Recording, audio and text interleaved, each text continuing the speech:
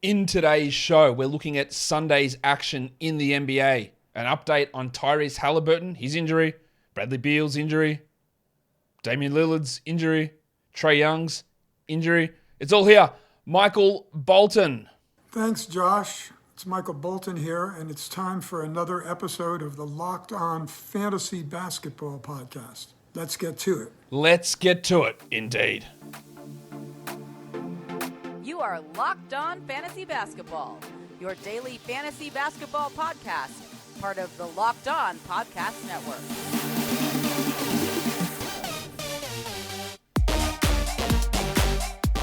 Hello and welcome to the Locked On Fantasy Basketball Podcast, brought to you by Basketball Monster. I just hit the wrong button there on the video.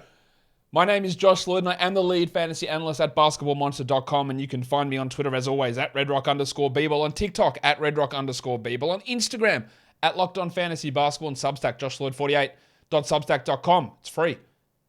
Thank you for making Locked On Fantasy Basketball your first listen every day. We are free, and we are available on all platforms. Okay. We've got 8 games on a Sunday. We're going to talk about those games. We did a waiver wire show earlier today, a streaming show earlier today, and now we're going to look at the action from Monday. So, Warnie. Let's get it on, Gilly. People keep asking me, is there an update on Cade Cunningham? No, there is not. There's no update on Cade Cunningham. They keep asking me, would you drop Cade Cunningham? Personally, I am not doing it. But I also am having very little hope in Cade returning this season. So, your situation is always going to be unique, and how your team looks in terms of injuries, where you sit in the standings, how aggressive are people going to be in stashing, how many injured slots do you have, all that stuff is going to change it. I think nearly all of my leagues have 2 to 3 injured reserve slots, and I am going to hold on to Cade. But I also, again, I think it's a 10% chance that he plays this year, and I don't know when we're getting an update. I reckon if we're still in the same spot here, or same spot now that we are, or let me try again. I can't speak words. Why would I be able to speak words? I don't need them.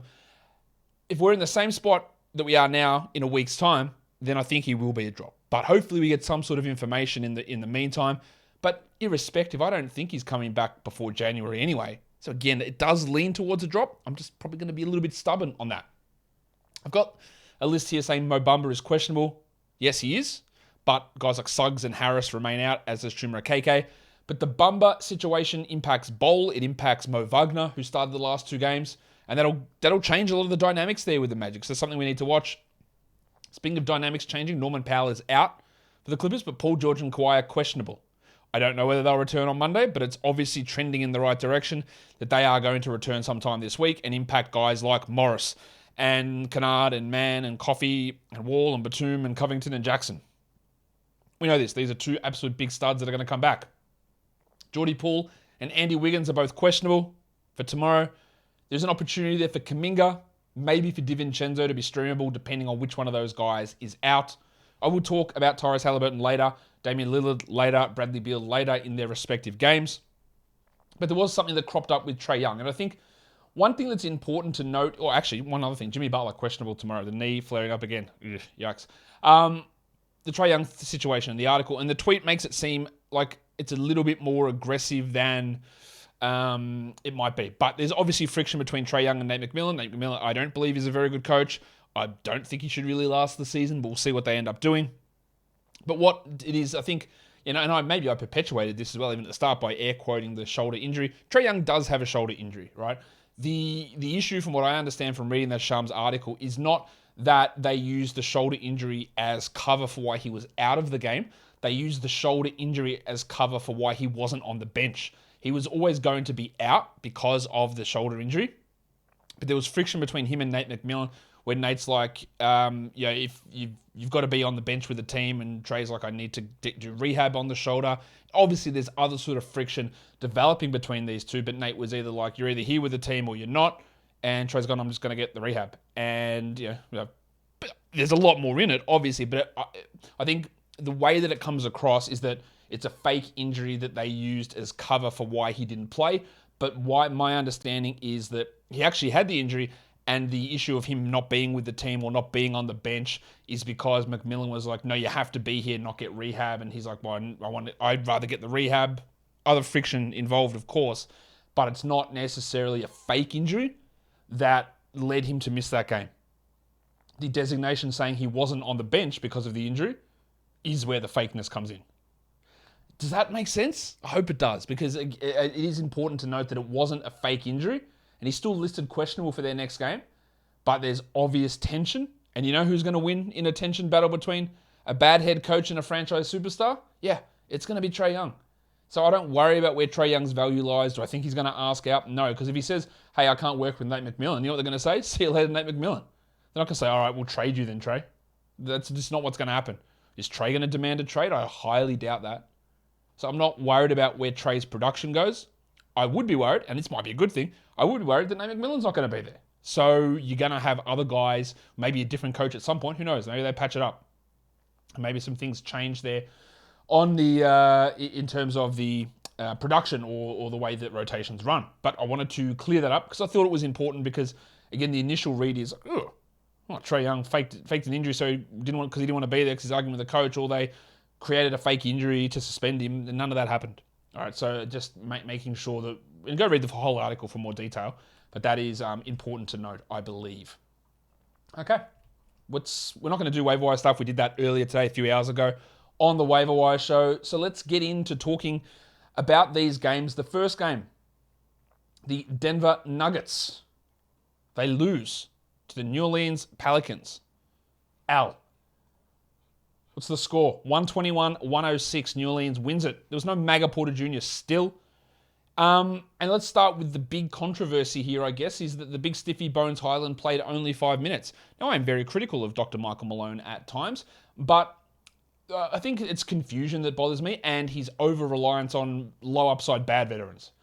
But when Bones Highland plays 5 minutes, he goes scoreless and he's a minus 14 in 5 minutes, it's not great. And I think Bones' actual on-court performance this season has been really low. And you know, I've talked a lot about why is Bones' usage so absolutely through the roof. It's like 31% usage. And we've seen him struggle all season, apart from a little stretch where Malone started playing him more than Bruce Brown. Where I went, okay, I didn't see this coming, but that means we want to add Bones. If he's going to push him into that role, we're going to add him. But he's not. He's dropping him way back down. Ish Smith is playing over him. In the past, Malone has done this in balancing between veterans who provide absolutely low upside, solid production, who are bad a lot of the time, versus a young player with huge upside who can pop off, but also completely destroy you in one game. Malone's always going to go that veteran. They had to waive Jameer Nelson because Malone kept playing him ahead of Jamal Murray. And he's doing it now as well with Davon Reed over Christian Brown. So Smith is getting these minutes. Ish Smith, the guy who doesn't bring anything in terms of winning, really, is getting the minutes over Bones and playing like 18, 20 minutes a night. If you want to drop Bones Highland, I totally get it. I wasn't one of those people at the start of the season that thought huge breakout for Bones coming because, I detailed a million times, hey, they actually gained players rather than losing players, which people thought when losing Morris, it means Bones would blow up. But then we saw that little run where he put up good numbers.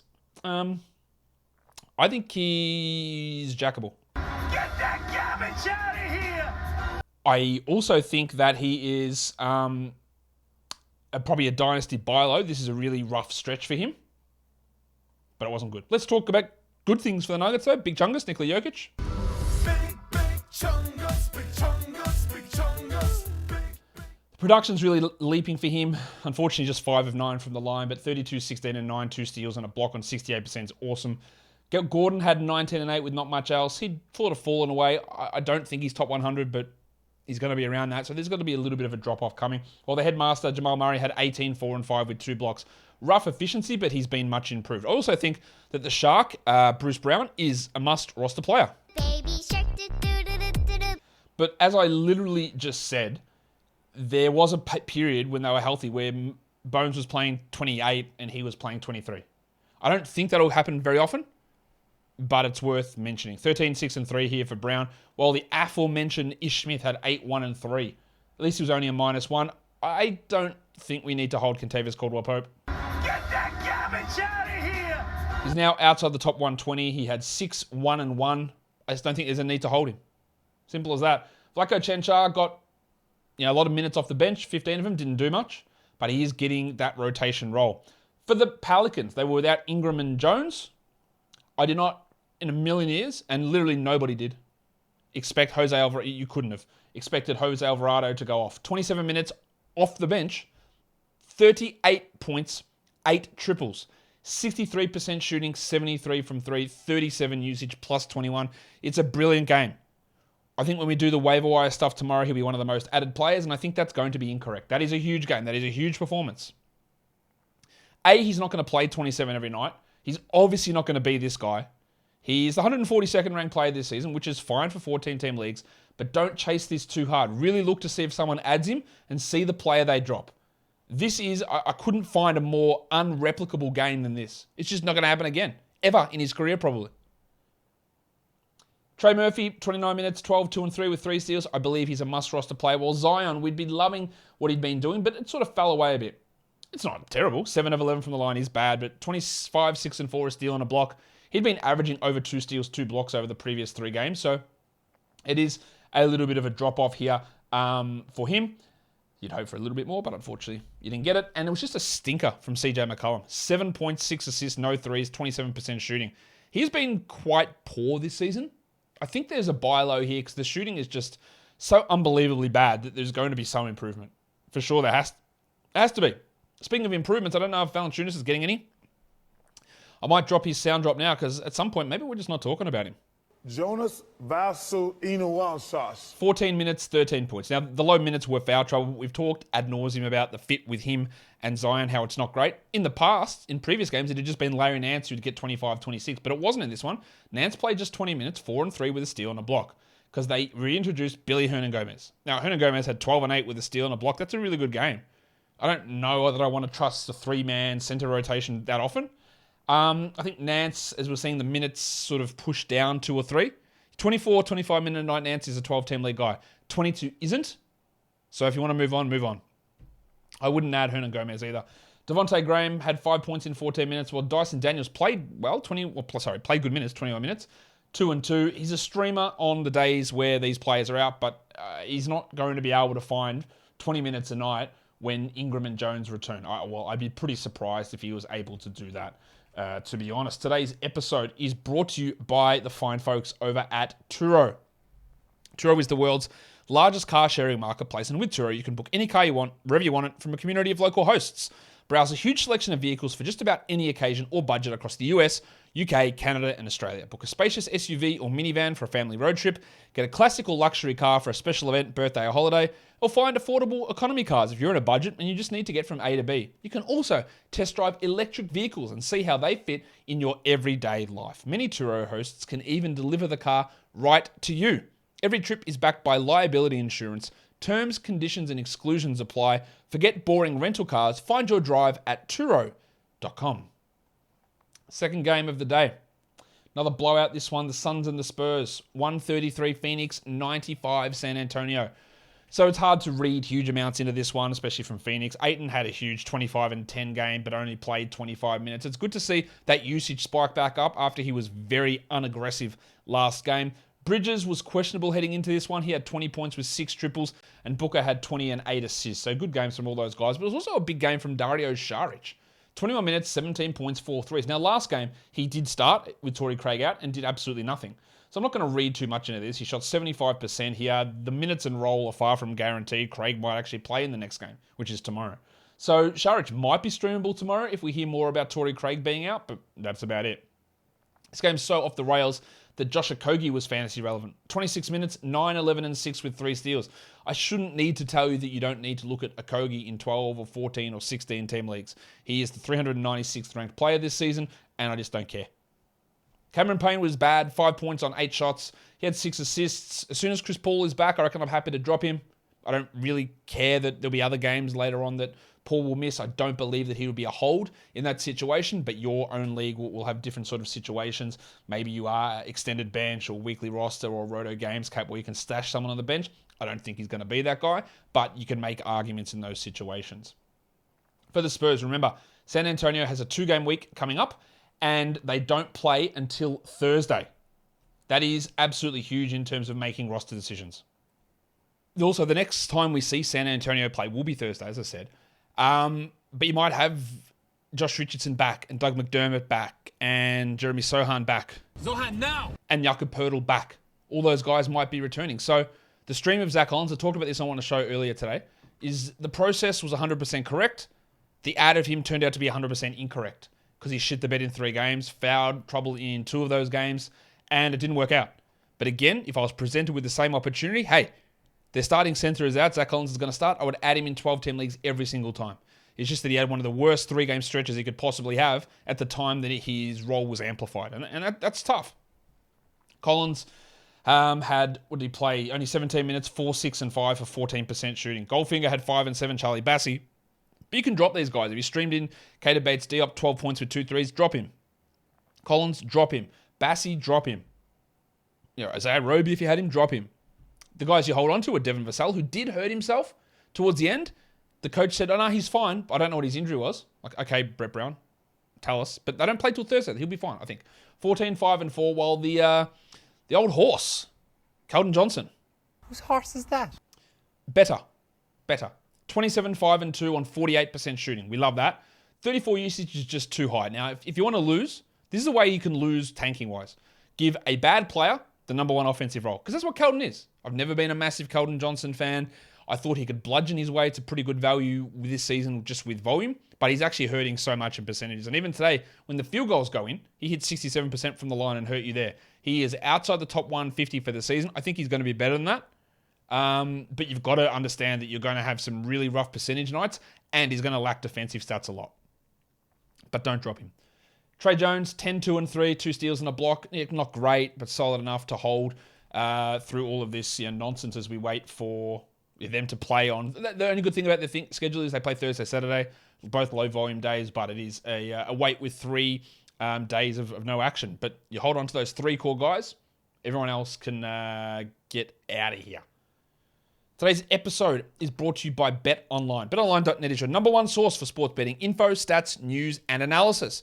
Get the latest odds and trends for all professional and amateur leagues out there, from football to basketball and soccer, esports, and more. They've got it all at BetOnline.net. Unfortunately, the Dolphins, disappointing loss against the Niners. We'll be back next week, but if you want to check all the NFL action, including Monday Night Football, Saints versus Buccaneers, it's there. Over-under of a dismal 40.5 points. I guess they're not expecting a barn burner, but Brady and the Bucs are 3.5-point favorites. Should they be able to beat the Saints by more than that? You'd bloody hope so. And you can check all of that action over at BetOnline, which is the fastest and easiest way to get your betting fix. So head to the website today or use your mobile device to learn more. BetOnline is where the game starts. Don't forget to gamble responsibly. All right, the Bulls, they go down to the Kings, 110-101. The final score here, Sacramento gets the victory. For Chicago, great to see this from Zach LaVine, who had been struggling quite a bit. 41 points, 8 rebounds, 4 steals, 57% shooting, 3 triples, 40% usage. Far out. DeRozan was also pretty good, obviously not to that level. 18, 6, and 4, but a lack of peripherals and poor efficiency hurt him. They went back to Patrick Williams in the starting lineup because Javonte Green was out, and Williams put up a good game. 10 and 5, a steal and 2 blocks, 33 minutes. I wonder if he sticks in the lineup.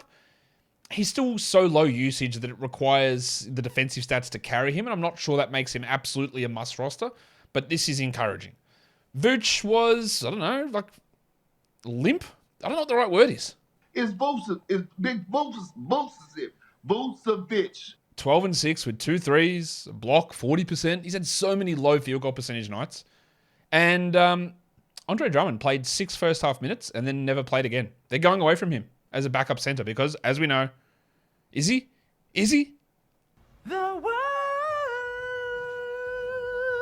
He's not the worst, but he sucks pretty bad, the big avocado. Aya Dosunmu, you can jack him off really, really easily. Pretty happy with that. Get that garbage out of here. 6, 1, and 3, while Caruso played 30 minutes. Now, this is one of the most Caruso lines of all time. 0 points on 0 of 4 shooting, 3 rebounds, 4 assists, 3 steals, 2 blocks. If you have Caruso, it's assists and steals. The blocks are a nice benefit. He's not must roster, but there is value in him as a 30-minute plus a night starter, or maybe plus at least 30 minutes a night. There is value in that, but you know you're going to cop it from a scoring perspective, and you've got to be used to that. Deeper leagues, you want to pay attention to big Derek Jones Jr., who is the backup center apparently now. 17 minutes, 3 points. It's not going to do much for any leagues apart from like 20 teamers, but you want guys who are actually playing. And Jones is one of those guys. So 3 and 4 with a steal in 17 minutes, while Dragic and White are sort of absorbing each other's value. On the Kings, De'Aaron Fox, it's really settling now, isn't it? 16, 7 and 4, 2 steals, a block with 2 triples. Absolutely nothing wrong with that. But again, it's such a come down from where it was before. 36% shooting, hit all his free throws, but he's sort of settling in. But my man, Malik Monk, I was going to call him Funk then. I don't know why. It's Fox and Monk. 20 points, 5 assists, 2 steals, 3 triples, 50% shooting. He's going to cool off. But the minutes, the value, the usage, the assists, they're all great. I think he's a 12-team league guy. While Keegan Murray, who played well last game, went back to doing the Keegan Murray stuff. 24 minutes, 11 points, 3 threes. Hard to look at him as must roster unless you're stashing for the future. The Kevin Huerter come down is also pretty significant. 12 points, no rebounds, 28% shooting, 9% from 3, 1 of 9 from deep. This stuff is so obvious, but people get caught up in it. If someone is shooting 50% from 3, they will not shoot 50% from 3. And then you often will have these wildly bad nights that help to even it out. It just is what happens. Now, you were loving what Huerter did. If you could trade him for top 70, you should have. Now it's getting to like a slump stage where don't drop him.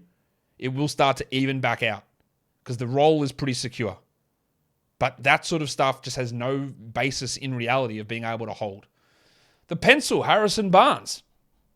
Barnesy. 38 minutes is good. 17 and 6 is pretty good, but still low usage. 15% usage, 1 steal. The bloke's never going to block a shot in his life. Again, if we're in fantasy playoffs, I like him on a 12-team roster. As we're still trying to get value in and upside and see what happens, he's got none of that. He's got no upside. He's got solid top 130, 120 type value. And he's totally okay to roster. It's totally okay not to roster. That's how I view him. While Sabonis, 11, 17, and 9 and played 36 minutes. He took 4 shots, Sabonis. 6 of 6 from the line, but only 4 shots. He's been pretty solid. 28th ranked player this season, but probably there's more room to grow there. I just don't think that that's necessarily going to come on this team. Next one, the Grizzlies survive a little bit of a late scare against the Pistons, 122-112. Ja Morant put up good lines. It's still a little bit negative from the line, 75%, but 33, 5, and 10, hit 3 threes, 52% overall. He had dropped off. Before this game, he was 113th over the last week, down to 44th for the season. This is an improvement. Dylan Brooksy Brooks, the assists continue to be impressive for him. 22 points, 5 threes, 35% shooting is dreadful, of course, but 5 assists and 2 steals. He has some value in a punt field goal build, at least while Baino's out. And Santi Aldama blocked 2 shots. He had 5 assists as well. And I reckon there is a chance that Jaren Jackson sits tomorrow. So you could stream Aldama for that. There was no Steven Adams in this one, so Brandon Clark started 14 and 14 and 30 minutes. It's a good game. But that's really where we are with Clark. It's going to require Adams being out for him to be useful. While Jaren had 22 points, not much else there, just the 1 block, but good percentages, 2 threes, fine. Lil John Concha. Okay. 32 minutes, 11 and 5, 4 steals. Good. They play again tomorrow, and then I believe there's a really long break until they do play a quality game. I think it might be Saturday. This is their next low-volume day. I still think we hold him until Bane comes back, but be aware of that. Tyus Jones only had the 5 points, while Xavier T. Illman was in the rotation and racked them up defensively. I still think Tillman can be a rotation big man. 2 steals and 2 blocks, but he's just not going to get those opportunities on this team. They were without, of course, Jake LaRavia in this game, meaning David Roddy had 4 points in 24 minutes. He's probably not a rotation guy most nights if they're healthy. For the Pistons, the GOAT Killian Hayes played 29 minutes, 13, 2 and 6, 1 steal, 2 blocks, 3 threes. No excuse not to roster him. Yes, Cade might come back, but I don't care. Like, you just roster him and then we deal with that later. Boyan had 18, 1 and 1. And the depressed penis, just after I said, you know what? Yeah, droppable. Yep, all right. He comes out and goes crazy. This was the first time he'd scored 20 points in a month, so bear that in mind. He had 22 points in 33 minutes, and he got to 33 minutes because a lot of their starters played poorly, so they got benched. We had only 24 minutes for Bogdanovic. We had only 28 minutes for Ivy. 24, 6, and 7 for Bay is great. Still subpar efficiency, no defensive stats. I am not biting on this for 12-team leagues. A lot of people will. They'll criticize me for saying he's a drop. I don't care. These games happen. I don't buy this as a regular occurrence. Ivy had 10 and 6 with 3 assists and 3 steals. He is going to kill your field goals. There's no way around that. I still think he should be rostered, but that's going to happen. While Marvin Bagley tweeted this the other day, remember when I said, hey, his per game numbers are almost literally identical to last season, but he was 150 ranking spots higher because he had a 10% increase in his true shooting percentage. Well, today, Bagley played 21 minutes. He had 8 and 5 with, you guessed it, 0 assists and 0 steals. Didn't take a free throw and shot 44% from the field. And this These are the games why I am not a Marvin Bagley category league guy. And when he plays like this, he gets benched, which is exactly what happened here. Still hold him, sure. I just think over time, eventually they'll just be like, can this guy defend ever? And if the efficiency drops off, then the value disappears. And that is, and I know people don't really understand what my tweet, maybe I should have been more clear on it. My tweet was illustrating is if the efficiency drops off, there's really no change in what he was doing. And then if it does drop off, that bad defense will lead to fewer minutes. Still roster Marvin Bagley, still roster him for now. But this is an illustration of how things can go awry really quickly.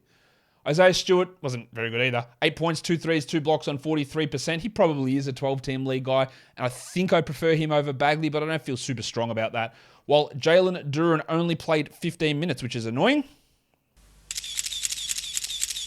But at least they were able to lose. 0 points with 3 rebounds, 1 steal, 2 blocks.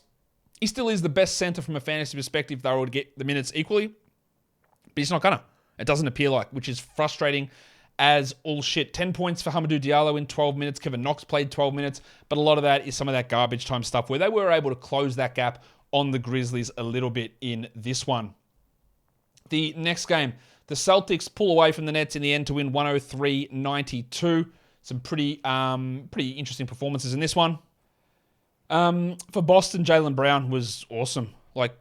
It's just awesome. JB, you've done it again. 35 and 10 with 5 triples, 2 steals, 4 blocks, 82 from the line and 50 from the field. That is fantastic. And he is inside the top 15 over the last week. Tatum was also great. 29 and 11 with 4 steals and 3 threes. Didn't have a block, but the other stuff was excellent as well. Big games from their big studs. Also big minutes from Malcolm Brogdon. 32 minutes with Marcus Smart out. I guess somewhat to be expected. 13, 8, and 8, while Derek White only played 22 minutes, which is not expected. Now, White is not a guy that I do think can maintain 12-team league value all season, but he's been trending up. This was really disappointing. 3 points on 14% is bad. And this part of my issue with Brogdon and White and Smart is they're all going to sort of cannibalize each other. And you have a big game here, and you go, see, I told you it was Brogdon. Then you have a big game from White, and you go, see, I told you it was White. Then they'll both struggle, and you go, see, I told you it was neither. And you'll sort of be just, it's like trying to follow the bloody ball under the 3 cones or whatever it is. Because it's all going to sort of move around, and it's going to get worse when Rob Williams returns. Grant Williams was pretty good. 36 minutes. He started with Marcus Smart out. I wonder if they go back to starting him with White struggling here. They could. 10 and 5, 2 threes, 3 steals. Good game from him. He's back at least 12-team streamable if they do go back to him starting. Well, Hauser had played under 10 minutes. He got back to 18. So again, the rotations continue to be sort of mix and match with Joe Mazzulla. And that's fine. For the Nets, Durant, 31, 7 and 5, 2 steals, 2 blocks. That's excellent. Kyrie, 18, 8 and 5. 40 minutes for both Irving and Durant. That's awesome. From hey, we're getting fantasy numbers. It's bad for in terms of their health and their injury prevention moving forward. While smoking Joe Harris, big minutes while Simmons is out. Apparently we'll get an update on Tuesday at practice as to Simmons' availability moving forward. It doesn't sound great, but we'll get that update there. And Harris is 13 points, 3 threes, 6 rebounds. If you need points and threes, he's providing adequate stream value. But Seth Curry is not. 0 points in 14 minutes, 4 early fouls. He's not a 12-team league guy. In fact, Get that garbage out of here! but I feel really confident in saying that he will get some better games. And you've got to learn to stream him when that happens. Royce O'Neal, again with the weird game, 41 minutes, 6 points, but 4 assists, a steal, and a block. His shooting has actually been atrocious, 17% here. His 2-point percentage is so far down from last season, and he's balancing that by bumping his assist rate to like double. And it's hard to get a full handle on where that sits. Well, we had 38 minutes from Claxo, 9 and 14 with a block. Tony Warren, 18 minutes is encouraging. 4 points on, 4 shots? He's not. I do not believe TJ Warren is a 12-team league player. He might have some stream value at some point, but I do not believe that he is a guy you need to have on your roster and need to hold or anything along those lines. Let's go to the next one. It is the Washington Wizards hosting the Lakers. The Lakers win at 130-119 because Anthony Davis was unbelievable. We all panicked about Anthony Davis. And in the preseason, me and Matt did the power forward to center tiers. And we're talking about, you grab Davis second round, is a lot of risk, but not many people have number 1 upside. I said, I don't actually know if he's got number 1 upside anymore. I reckon that ship might have sailed. Well, I guess I'm a dickhead, aren't I? Because he fully embraced playing the position where he's best at, center. We had seen his rebound numbers continually drop and drop and drop, playing power forward. He playing center, and he is destroying. 55 and 17, 2 threes, 3 blocks, 73 from the field, and he can hit free throws again, 9 of 9 from the line. This is unbelievable to see this change over the last 3 years. Playing that preferred position. I don't want to play center. Play it, my guy. You're going to do well. Promise. See? I think it's been proven. He's dominating. He's been unbelievable. Knock on wood. No injuries. He's killing it. Number 1 player this season. LeBron, 29, 8 and 6 with 2 threes. Hurt his ankle again, but played through it. While Lonnie Walker had a good game, but it's empty. It's always the problem with Lon, right? Only played 25 minutes, but it looks great. 20 points looks great. Right? But it's on 70%. He took 10 shots. If he shoots 40%, what does he do? Did he hit any threes? He hit 4 of them. And those 4 threes were 100%. So if he goes 1 of 4 from 3, that's 9 points off. It's 11, 2 and 1. And this looks putrid. I don't think he's a 12-team league guy. I also don't think Dennis Schroeder is. Get that garbage out of here! 8 assists is nice. But he's just never going to, I don't think, get an 8 assist option every game. And he's just not going to be a usage player. 4 and 2. Well, Westbrook had 6, 7, and 15. 15 assists in 29 minutes. Some weird stuff in this game. Just some really weird stuff. Austin Reeves played only 25 minutes. Troy Brown went from starter to 17 minutes. Reeves is just a streamer, but if they're going to minimalize him like this, when playing stupid combinations that include Schroeder, I just don't think Schroeder fits with these guys. But they got the win. Who am I to judge? Reeves and Beverly, we leave those guys on the wire. Obviously, if you don't have Tom Bryant, surely in 12-team leagues, he played 10 minutes for 4 points and 5 rebounds. He is not really crossing over with Anthony Davis at all. And yeah, that's cool. For the Wizards, Brad Beal, pinged a hammy. Said it was hamstring tightness, and then Wes Unseld after the game said it was hamstring strain. Surely it's minimum a week. It's probably 2. It might push 3. NBA teams are more cavalier with return from hamstring injuries. They bring them back a little bit early. But you'd have to think that is that's a week, I would guess, at least for Brad Beal. They started Corey Kispert in his place. 16 points with 4 threes in 30 minutes. That's a good streamer if you're looking for an option, say like with Joe Harris, for some points and threes. Kuzma, 26, 7 and 4, 2 steals and a block. He's been unbelievably good this season. So has Porzingis, 27 and 9. And they played a little bit of Gafford and Porzingis together. 19 and 7 for Dan Gafford with 2 blocks on 90% shooting. So maybe they are going this route, especially with some of the smaller players getting hurt, like Beal and Dylan Wright's out and Rui Hachimura's out. Maybe Gafford is he's at least a 14-team stream with the way things are trending. It's 2 games. Not locking that in as we move forward, but it's 2 games. The other guy to watch for deeper leagues is Jordan Goodwin. 8, 7 and 3 with 2 steals and a block. It's mainly for defensive stats if Beal is out. Avdia in the past has thrived when Beal was out. He had the defensive stats, 2 steals and a block, 7 points, 8 rebounds.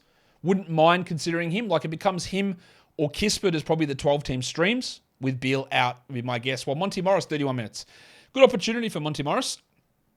14 points, 1 rebound, 4 assists. He had a steal as well. He also hit 2 threes. He didn't go to the free throw line at all, but I don't want to do too much of the Monty Morris voice because it was actually okay here. And with Beal out, he does have an opportunity to be a little bit better. But I'll tell you someone who I'm not actually sure whether he can get better. It's Will Barton. No, you will! No, he's ready to sack that. Run, Will! Give it off quick! 5 assists, but 0 points on 0 of 5 shooting remains just horrible. And I wouldn't be bothered adding him even with Beal out. Kispert, Avdia, Goodwin, and Gafford are all options. And I'd put almost Gafford in the Kispert Avdia mix, although I don't feel confident of how much they're going to play those 2 together. But this was 2 really encouraging games in a row for Gaff. So if you did want to make the ad, he's obviously quite a good fantasy player. I can't fault you for that because it is trending in the right direction. But the crossover here was about 5 or 6 minutes. It's not as much as in the previous game, but still, getting him to 20 minutes a night is really, really bloody useful, as you can tell. The next game, we take a look at the Cavaliers and the Knicks. The Knicks get the win here as my box score just disappears. 92-81 was the final score in this one. Real low scoring on this one. 92 New York, 81 Cleveland. Mobley, 11 and 10 with 4 blocks. He's actually a top 30 player over the last week, and it's sort of sliding under the radar. He's top 50 for the season. Solid numbers. Don Mitchell, the 5 assists are encouraging, 23, 4 and 5, while Garland had 17, 2 and 3, and he was just rough. 26% shooting is really, really poor. Kevin Love, as talked about on the waiver wire show, a lot of people scooped him with Dean Wade out. I didn't really get it. 8 and 7 in 22 minutes. I don't think he's a 12-team league player. while Karis LeVert stunk, like smelled rancid. Rancid. 4 points in 16 minutes, 25% shooting. Karis LeVert, I know you know this, or maybe you don't. Get that garbage out of here! Lamar Stevens can be a deeper league stream type for defensive stats. He had 8 points in 27 minutes, while the Discman, 30 minutes for C.D. Osman, 10, 4, and 4 with 3 steals. Now, we know that Chetty is an unbelievably inconsistent player, and I don't think we need to react to this. But with Allen out, with Wade out, it's going to be Osman and Stevens and LeVert and Diakite, who started and went scoreless, and Okoro. And sometimes one of those guys will pop off. It might be LeVert sometimes, it might be Diakite, it might be Osman, it might be Stevens. Knowing when that is absolutely impossible. But when you want to take flyers on guys, remember that there is at least the opportunity for someone like an Osman to step up on a desperation day, perhaps like a Sunday when you're trying to win a matchup. You're picking the right one, no idea. But I'd rather the upside of, say, Osman or a LeVert to stream in than a Stevens or an Okoro, understanding that there's a chance that they can just completely fart in your mouth, and then you got no hope of doing anything apart from vomit. That's really how it works with those blokes. For the Knicks, Jalen Brunson, 23, 2 and 4. Good numbers there for him, while the double royal, Julius Randle.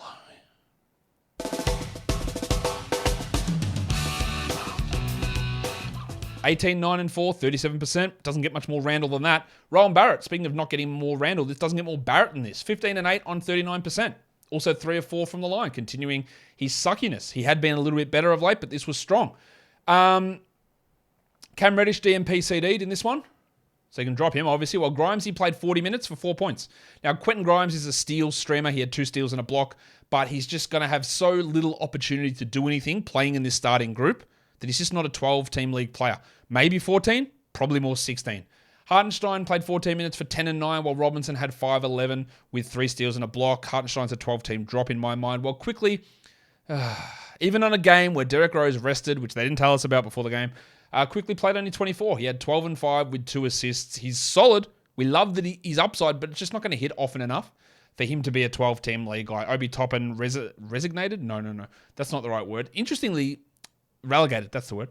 Only 13 minutes. But they played, I don't get to do this one often. I don't get to talk about this guy often. I actually like him long-term. But Juice McBride.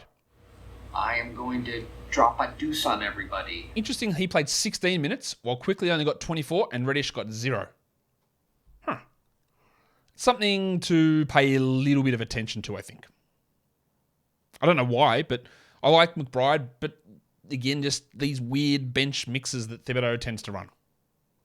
All right, so the last game of the night, the Blazers bring up the wrong box score. I'll fix that. Here we go. Magic, fixed. The Blazers host the Pacers and beat them 116-110 is the final score here.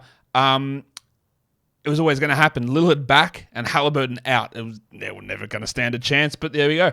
So let's talk about the Pacers. Fortuitously, I really did highlight Andrew Nembhard on the Waiver Wire show today. Even posted about it on Insta and with a big graphic saying, hey, good ad. 37 minutes for Nembhard, 16, 6 and 8 with a steal and 2 triples and 58% shooting. That was before I knew Haliburton was out. Yeah, here's a clear ad. Haliburton's going to miss tomorrow as well. Nembhard was already trending up, and now he's an absolute must-roster player for tomorrow. And then it's where terminology... Actually, you know what? I'll talk about that in a second. I'm going to talk about Trae Young in a second. Remind me? You can't, but remind me. I'll talk about Trae Young. Anyway, it's where terminology gets tricky. I say must roster. Like you should be adding Nembhard. For tomorrow, we don't know how long Haliburton's going to be out. Plus, he had value even when Haliburton was in. But this makes him a guy that you got to grab and see where it goes. So, is it a must grab? Sure. Is it a must to have value rest of season? No. But it could. And that's what we try and do. That's why when I talk about spuds like Harrison Barnes, well, yeah, maybe he's the 130th player all season. I don't actually care that much. I'd rather take a flyer on Nembhard, get the value tomorrow, see what happens, see where it goes, see what happens with his Haliburton situation, and go from there. And then when it doesn't work out, you piss him off and you grab someone else. That's why I don't value those guys who top out at 130th. Miles Turner had 24 and 9, great game from him, while Neesmith had to start with the absence of Haliburton and McConnell. 10 points with 3 steals. He's been a really good steals option, Neesmith, but that's probably about it. Sticks. Stand by your man! The frustration in this bloke is palpable. 17 minutes, 6 points, and then he just does enough to hold on with 2 blocks. Earlier this week, he had a couple of really big games. Like I think if you did add him, I would hold because the 2 blocks is enough. But if he's on my waiver wire, I wouldn't add him. It's just too much up and down frustration. Like before this game, he was the 52nd ranked player over the last week. He's 157th for the season though. And this will probably push him down again. But sometimes you get big games, sometimes you don't. In fact, oh my God, Jay Crowder, I apologize, but... Sometimes may be good, sometimes may be shit. Yeah, exactly. Thanks, Gattuso. Budrick Hield had 22 and 11 with 4 triples, a steal, and a block. Big game from him. We also got another shit one from Benedict Mathurin. 10 points in 32 minutes, 33% shooting. You know what I'm going to say? He had 2 steals. That's good. You know what I'm going to say, though? When blokes whose value is only through scoring and highly efficient shooting, when they don't bring it, there's nothing there. And Mathurin now is outside the top 160 for the season. He's outside the top 220 for the last week. I still think he's probably worth holding, but it's got to be in the right scenario. It's got to be that you need points because his upside feels really limited this season because of the lack of counting stats or lack of a good all-around, well-rounded fantasy game that he seems to have. I think deeper leagues, maybe you want to look at Trevor and Queen tomorrow, but if TJ McConnell plays, and Queen's value will dip there. For the Blazers, Lillard returned 21, 4, and 6 with 5 threes. It's a really good game. We thought that it would mean a drop in usage for Simons and for Jeremy Grant, and we were half right.